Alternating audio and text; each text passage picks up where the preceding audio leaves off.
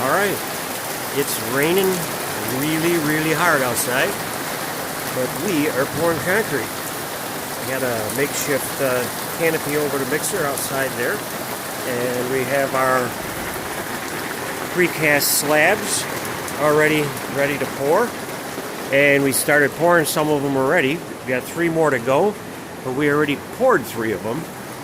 Starts out like that, and then we put some of the shake on hardener, and then it starts to look like that, and then we trowel it, put an edge on it, it starts to look like that, and then we're going to add another color and stamp it with our texture pads, which are over here.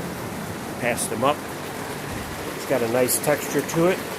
So we're trying to get 6 panels poured in a rainstorm.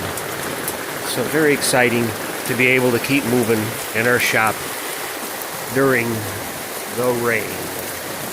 Thanks for watching.